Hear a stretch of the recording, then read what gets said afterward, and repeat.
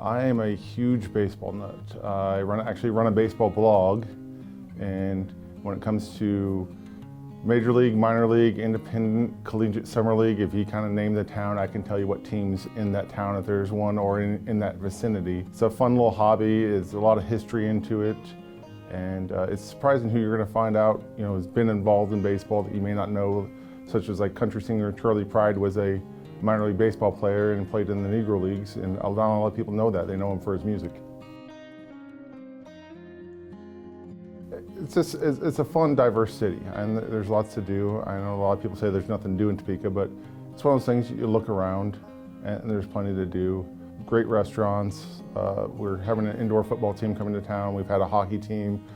We've had a college slammer collegiate baseball team. That's just in the sports aspects. We have TPAC, concerts and rodeos and things like that are starting to go back to the Expo Center.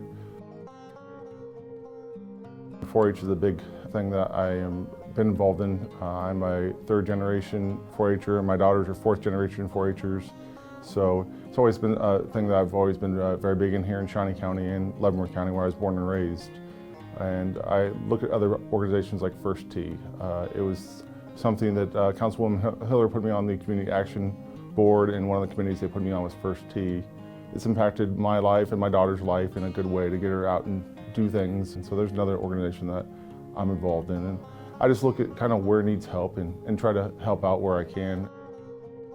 I kind of have a very diverse career background. Currently I'm at the Topeka VA, and I'm purchasing agent there and in the prosthetics department.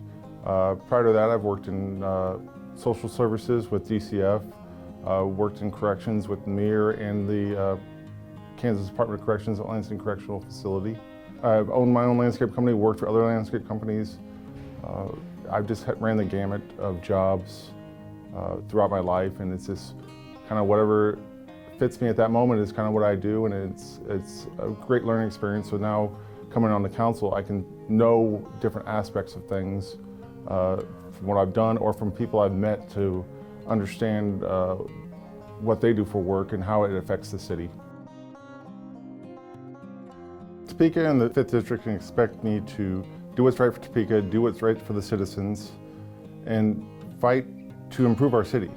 We've kind of come out of a rough time, and right now we have a hard time with getting businesses back open with employment. Our roads are bad, infrastructure problems, but this is one of those things of just kind of learning my job and then kind of working the best that I can to fix the issues we have in Topeka, listen to the people, listen to our other elected officials and the department heads throughout the city to try to figure out the best way to get those improvements done and get us back onto the right path as a city. You're going to get someone that's going to work as hard as they can to make the city better.